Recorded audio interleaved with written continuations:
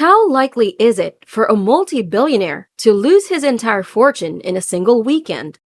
A lot of people would mostly say that it's really impossible, and yet, this is what happened to 30-year-old Sam Bankman-Fried, the CEO of FTX, the second biggest crypto exchange worldwide. He was considered a golden boy and found on the covers of Forbes and Fortune magazines. His net worth was $26 billion, watched the Super Bowl with Steph Curry, and had dinner with Sia, Jeff Bezos, and Leonardo DiCaprio. Huge names such as BlackRock and SoftBank invested in his idea. However, behind the facade that Sam was showing, it was a completely different story. Sam's organization was actually composed of a bunch of 10 romantically involved crypto kids running a dubious operation in the Bahamas. FTX's fall caused the bankruptcy of more than 100 companies affiliated with them and wiped out an unmeasurable amount of savings. This story has unusual ties to American politics, the current Ukraine war, and Enron. It is as intense as Theranos, but with a collapse as fast as the case of the Lehman Brothers. This is the incredible story of FTX fall.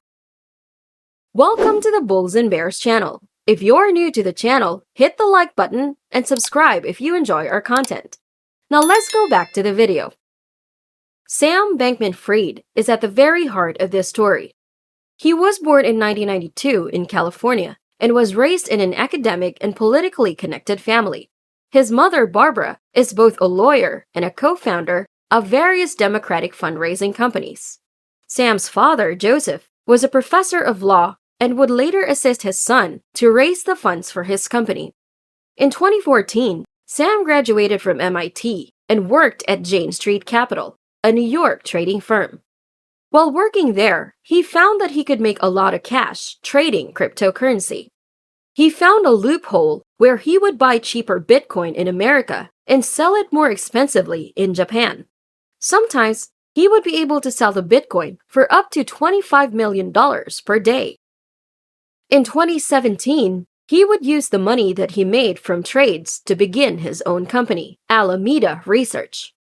Alameda Research was composed of Sam's friends at MIT and former work colleagues. Sam had an inner circle comprised of 10 individuals living in the same household.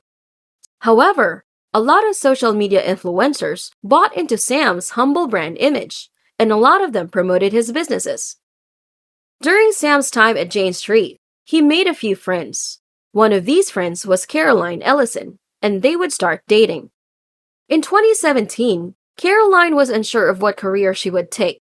Sam recommended that she work at his new company, Alameda Research. She had no intention of going into trading, but Caroline tried to do it anyway. So with little to no experience, Caroline was rapidly on her way to becoming the CEO of a multi-billion-dollar operation. Even though there were still issues behind the scenes in 2019, Sam began his next major project, FTX, a cryptocurrency derivatives exchange.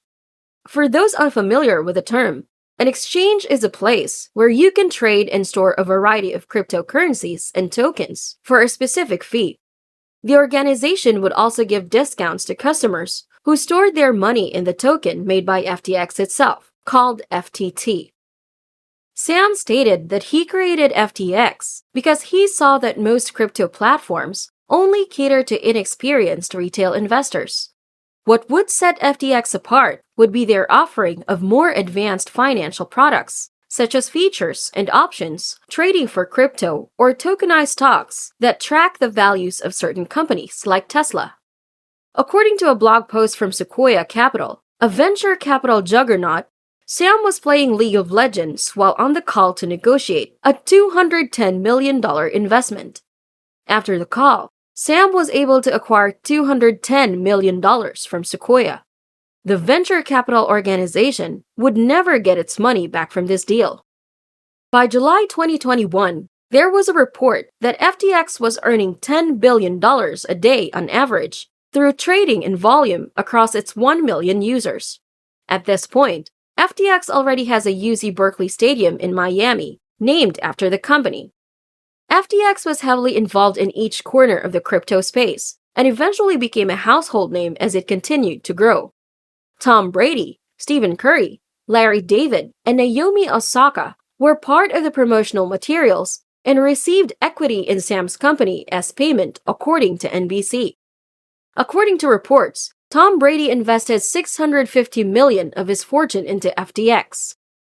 Over time, FTX became heavily involved geopolitically by becoming a partner of the World Economic Forum and building infrastructure to supply funds to Ukraine by converting cryptocurrency donations to fiat currency to be deposited at the National Bank of Ukraine. During this time, Sam became heavily involved in politics. So with his money, he donated $5 million to Joe Biden in 2020 and gave $50 million to politicians in advance of the 2022 midterm election. A lesser-known player in FTX, Ryan Salami, donated $23 million to Republicans to also receive political leverage for FTX.